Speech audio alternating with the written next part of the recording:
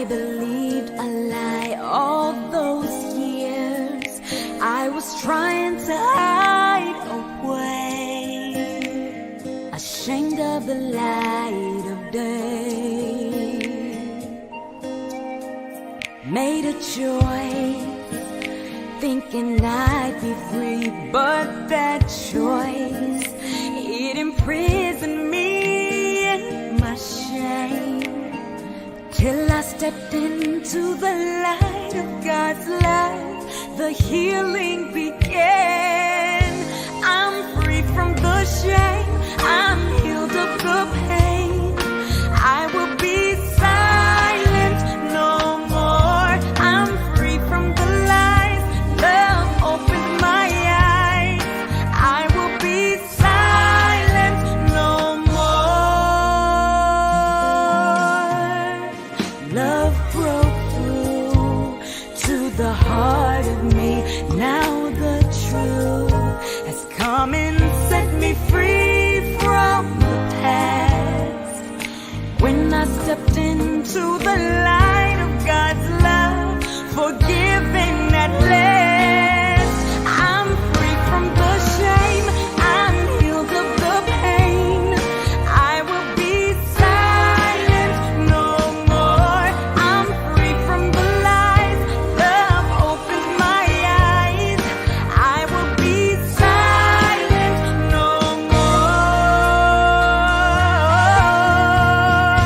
There is power in my story, freedom from this night. There is healing and forgiveness if we step into the light.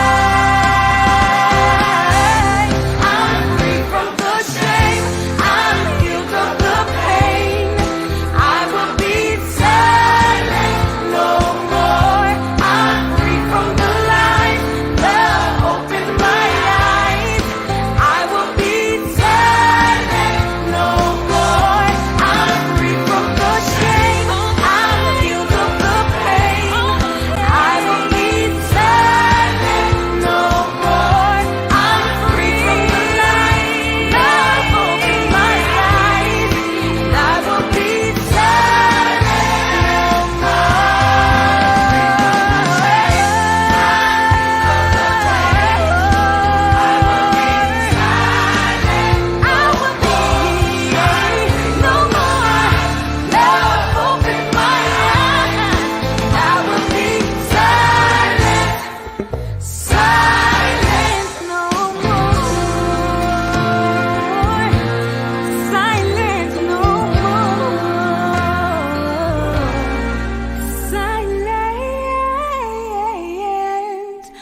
no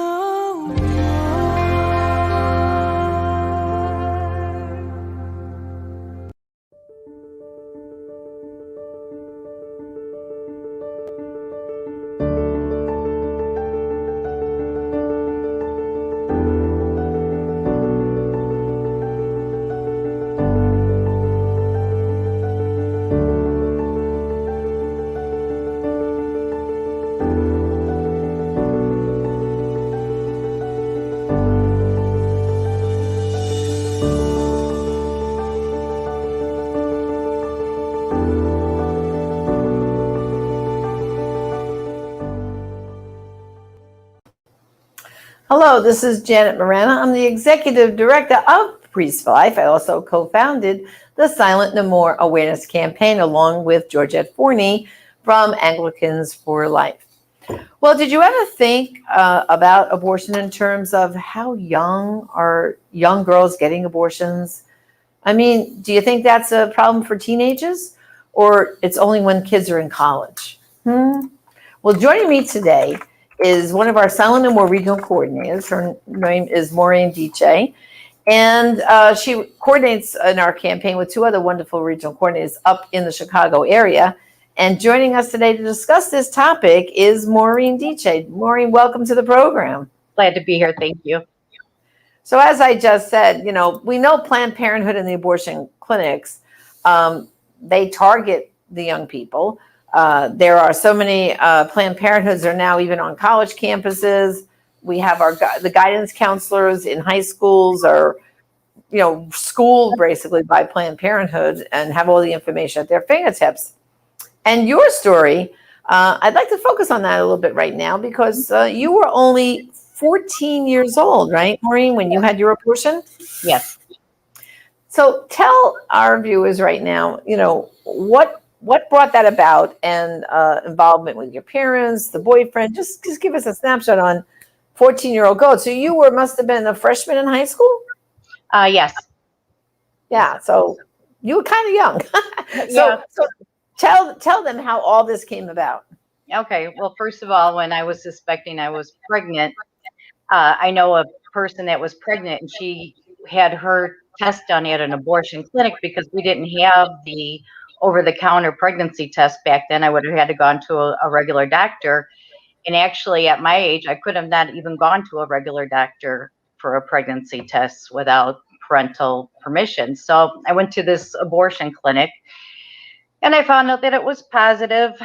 And my husband, he's my husband now, but at that time, my boyfriend and we hadn't even talked about the possibility of an abortion. That really wasn't like on the table. And we walked out of the abortion clinic into the elevators, and that's where I broke down and started crying. And right away, someone came out of the clinic and told me to come back in. And I was crying that I don't know how I'm going to tell my parents this, and she said, put her hand on mine and said, "You don't have to tell your parents." And I was like, "What?" Yeah. And she goes, "No, you could have an abortion without parental consent." And after hearing, the spiel that she gave, it sounded like that was my only choice. If I was so afraid to tell my parents, and they didn't offer any other choices either. It was, don't worry about this, an abortion is your answer. And your boyfriend's name was Paul, I think, right? Yes. So what was his reaction? He's always kind of left things up to me. I mean, he never forced or anything like that, but it was just, it was such a bag of goods that they were selling that, there's nothing to it. It's going to be easy. It's going to be done, and life can go on. But it was later in my husband's testimony, I didn't realize that he was also worried about any legal repercussions that could be, because he was already 18 at the time. That's right. And so for our people that don't understand that, your boyfriend was 18, you were 14. Had your parents found out about all this, he could have been charged with statutory rape, correct? Correct. Yeah. So your parents never knew then about you being pregnant? You kept it hidden from them, right? Okay. So you walked in and got the pregnancy test. How long did it take till you went back for the abortion? Was it the next day, a few weeks? I think it was either the next day or 2 days after, but it was very close right after it. Yeah. Okay. And then, of course, so how did you feel right after that abortion? I mean, what was your feelings? I think initially some women will say, well, when I first walked out, I felt relief because I thought my problem was solved. What was your case? That wasn't my case at all. I could go back to the night before the abortion. I just remember thinking, this is not really what I want to do. I don't want to do this. And I remember rubbing my abdomen and telling my baby that I wish I could keep him or her. So I went in there not wanting to do it. And then after it was done and I was like in recovery, I just was bawling my eyes out, just crying and crying. And one of the clinicians came in and said, you're the only one crying in here, and so forth, and you'll have other children one day. And so I felt the loss from the get-go. There was never any really relief. It was sadness, and I would just have crying bouts, all the time, just because I was so sad that I did what I did. But I didn't feel like I had any other choice at that age. Now, your boyfriend, Paul, then, of course, you two, a lot of couples break up, but you didn't break up with him. You guys continued to date, right? Yes. And unfortunately, still, we're having, sex. And so it wasn't surprised that I got pregnant again. And now you're 16, right? No, 15. 15? Yeah. Wow. By the time I gave birth, I was 16, but now I was 15. Wow. Yeah. So what happened this time? Now, obviously, you said you gave birth, so you didn't have a second abortion. No, I did You were not. still devastated by the first. Yes. So now you had to go tell your parents, no? Oh, yeah, I did. But first of all, I went back to that same abortion clinic. And when they told me the test was positive, I walked out. I was at the same elevator. I wasn't crying. I was thinking, I don't know how I'm going to do this, God, but I'm going to. And in the Sun-Times, Chicago Sun-Times, they had a little ad which was put in by Joe Scheidler when he worked for Illinois Right to Life. Uh-huh. And it said abortion alternatives and things like that. So I called them and I talked to the counselor there, which is now a good friend of mine. And I said, I don't know what to do. I don't want another abortion. I have to tell my parents, and I don't, and how this is going to happen for me. I can't imagine just blurting it out. So we agreed that she would come and help me tell my parents I was pregnant. Oh, wow. Yeah. That's amazing. Yeah. And the reaction? Oh my gosh. It was pretty bad. I mean, my parents, they really didn't think I dated much, let alone, we could be in this possible situation. Right. So, I mean, they were just beside themselves. I mean, it ended up being, all the relatives coming over. She called my godparents to come and get me, and so forth. And it was, it was something else. And then of course, all the relatives are coming up. Well, just have an abortion. Just have an abortion. And I said, no, there's no way am I going to have an abortion. And the woman from Illinois Right to Life, at that time, she wasn't married, but Laura Canning, she was explaining that abortion is not the answer here. So, Right. Okay, so now Paul, your boyfriend, he's still sticking by you. And at what point did he suggest that you guys get married? Well, actually, it was kind of planned before I told my parents. Before actually I told my parents I was pregnant, I made sure I knew how it was going to be paid for. I already had my first OB-GYN visit and everything like that, because I was always, even at that age, very independent. And so actually, when I laid everything out before my parents, it's like, oh, I'm going to have the baby here. We're going to get married on my birthday when I turned 16. And so forth, which I think was a kind of a shocker too. But down the line, my mother's, parents said, guys don't have to get married, but we decided that's what we wanted to do. Wow. Okay, so you got married and gave birth now to this child. And was it a boy? Was it a girl? Tell us. The little girl. Yeah. So now you're 16. Of course, you two are still married. How many years now? 45 almost come July. 45. Wow. And how many children do you have total? I have 4 living, and then my child that I aborted that I named Mary Catherine. Right. Wow. So, okay, you two get married, but did you ever talk about the abortion together in those early days? Or where did you get to the point where you said, I have to deal with this and find healing? Okay, well, actually, right in the hospital when I had my daughter, I was just in a room with her and she was in my arms. And all of a sudden, it dawned on me that I took the life of somebody just as precious as the child I was holding. So I actually, at that point, was crying tears. And then after we got married and my daughter was just a couple of months old, I was thinking, oh my gosh, what if I lose this baby? Because, not that God is a vengeful God, but, at 16 years old and really thinking that clearly. But I just wanted to make peace with God. And so I had my husband go to a church other than our own, and he went to confession and he told the priest that, I also wanted to go to confession for the same thing. And then we had an appointment, and that was, such a grace that, by the time that this was she was only a few months old. So, just to have that peace inside again. And then did you ever go on to do a healing program of any kind? I had to. I had no idea that, I think it was 10 years down the road that this would come and hit me in the face again. Because when I had my 4th child, I had, I can't think of the name of it, that depression that you have after when you have a baby. Postpartum depression. Thank you. And, I mean, Satan likes to take a little bit of the truth and then blow it up. Yeah. And a lot of times when mothers have this, they feel like, oh, can they take care of their baby? Could they harm them? And all these other things that flow through their mind, Right. which no matter what, I know I was a good mother, regardless of the thoughts that were being put in my head. And it came to the point, where I said, there's no way I would ever hurt my child. And then I could distinctly, it wasn't like audible, but you knew it was being said to you, and it said, but you killed one of them already. And that pointed back to the abortion. And it's like, that part is true. And it's like, well, gee, if I could kill one child, isn't there a chance I could be dangerous to the rest? And that just played on me. And I mean, the depression was so bad, along with the postpartum depression. And I finally met with this priest who was just wonderful.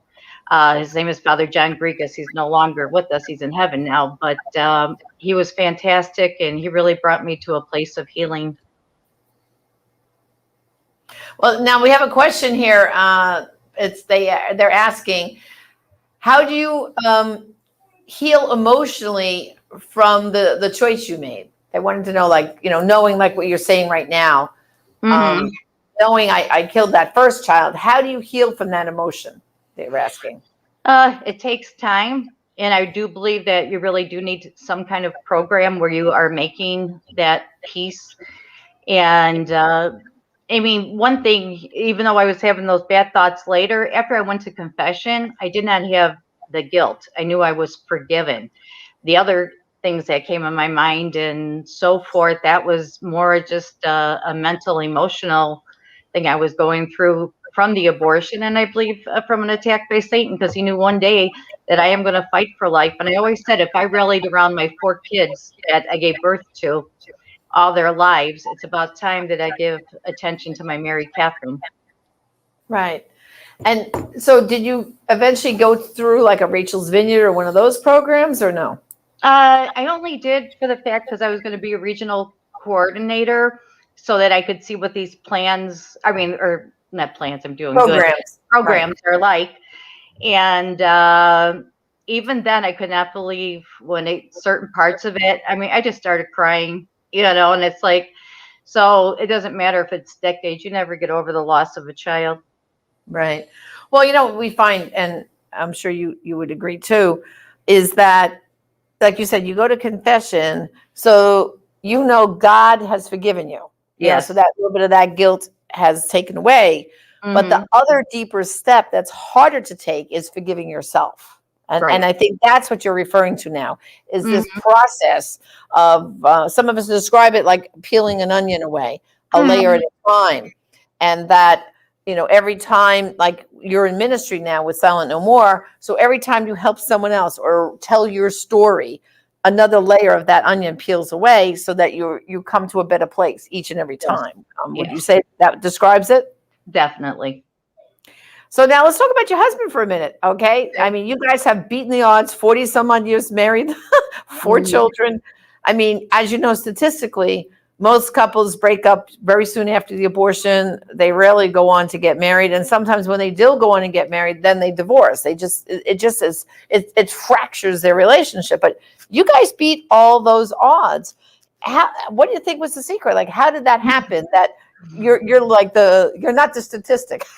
No, I'm not a statistic, but it's funny because I used to do pre-Cana with my husband for many, many, many, many years. And I said to the couples, I said, if you have God in your life, it is the best insurance policy you could possibly have, and to pray together and to make God a part of it. And I said, it won't stop you from going through trials and tribulations and things like that, but you'll have the grace to get through them. And it sounds crazy, but I was pretty religious before, I was pregnant. I used to go to church, before school, Catholic school and everything. And it felt so good after we were married that I could also make peace with God in that way. So, it just was a marriage that had God in it from the start. Right. So now, how old are your children now? My daughter will be 44, 42, 39, and 34. Okay. So when in the course of their lives did you tell them about their sibling, that they lost a sibling to abortion? Okay, well, unfortunately, um, I was kind of forced to have to do that, but we were seeking out other ministry in the Catholic Church, and we found out that that was, if you had an abortion, you weren't allowed to be ordained and so forth. So we told them, and, they took it very, very well. Uh-huh. They were more concerned about how our feelings, were at this time, but they know how we lived a pro-life, life. I mean, I would take I used to be a director of religious education at a church, and I used to take the confirmation kids to pro-life things, especially the March for Life. We would go to that as well. Okay, so and of course, I know one of the steps to being a regional coordinator with Silent No More, and for any women speaking out, they had to have gone through healing and tell their family, because you don't want to be out there talking about your story, No. and your family doesn't know, and they see it on Facebook. So in your case, I think you and your husband, aren't you reaching out in your church community to tell like confirmation classes your story? The two of you, right? You speak together, don't you? The two of us speak together. We've been doing this for a few years, mainly to confirmation students. But last January, not this past January, but of 2020, we actually went with the Diocese of Joliet, and we talked on every one of the buses that were going to Washington. And I think they had 5 buses that year. But I am willing, my husband and I are willing to talk to any group, anytime. Never a charge, anything like that, just to get the word out. And I still feel, even though I'm 60 years old now, I still feel that it's very relatable, because I was their age when this happened. And just because they're seeing these older people, I make sure I have poster size pictures of my husband and I when we were younger. So they can okay. You show them. I was once a teenager too, so I get it. This is what I once looked like.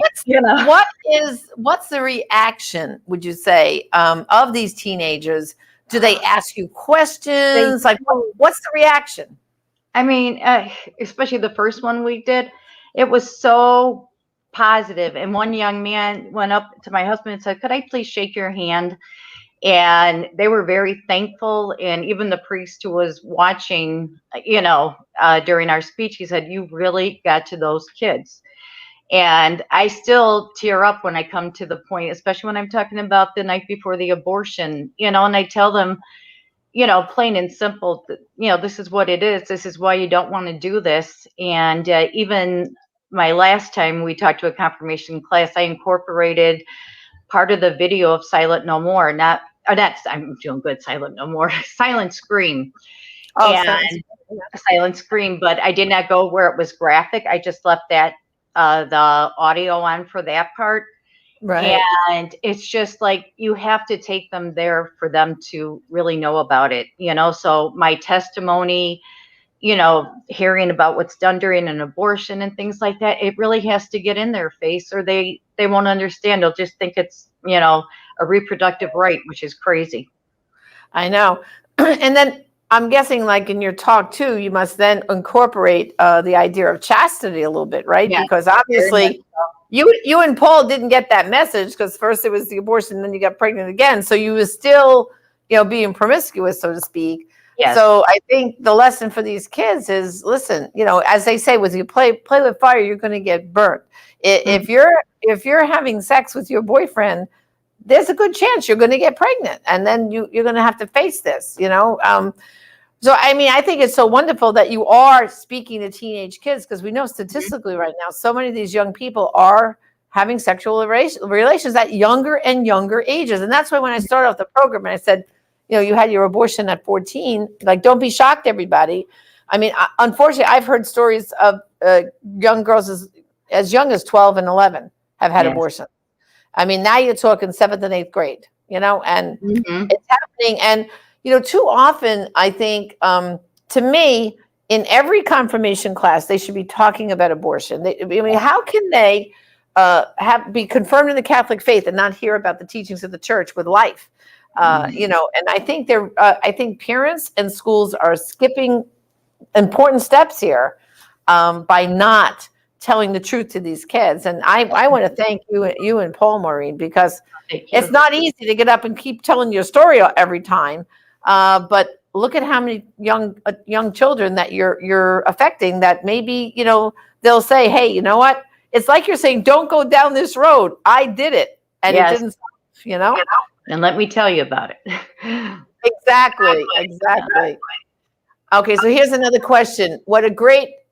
It says, memory and healing of pain and abortion. God bless you and your marriage and giving you your children. So that's one of our viewers just thanking you. Thank you.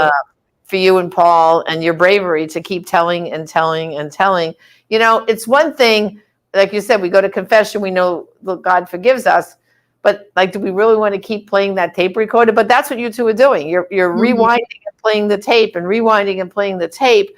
But at this point, not for your own healing, but to save other people. And that's so admirable. And I want to thank you too for stepping out and being a regional coordinator there for the Silent No More Awareness campaign. We need more regional coordinators. So if you're watching and you want to help, you don't have to have had an abortion to be a regional coordinator.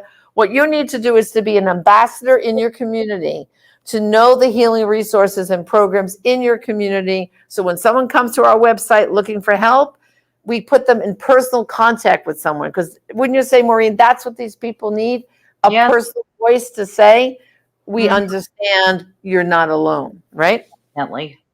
So, well, thank you, Maureen, for again giving your testimony here. And I think maybe we'll have to have you back with Paul, and we'll have both of you talking. How's that sound? It sounds great. Okay. Well, God bless you, and thank you. Thank you.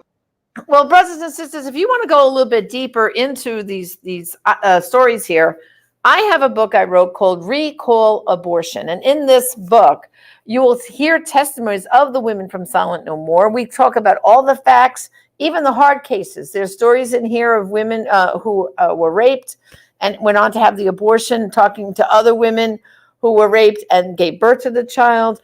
I deal with the fetal anomaly, life of the mother. There's a full chapter on the pill and why it's so bad for women's health. It's very, very good book for lots and lots of information. Recall Abortion. And then my second book, Shockwaves, Abortion's Widest Circle of Victims. And this book talks about how abortion affects, obviously every baby is killed during an abortion, but how does that affect the mother, the father, the grandparents, future siblings? So this deals with all the groups of people that are harmed and damaged from abortion. Both these books are available at our online store. You can go to prolifeproducts.org. Again, prolifeproducts.org. And get these wonderful resources. And actually, you can let your teenagers read them too. So thank you for joining us again today. This is Janet Marano, the Executive Director of Priests for Life. God bless.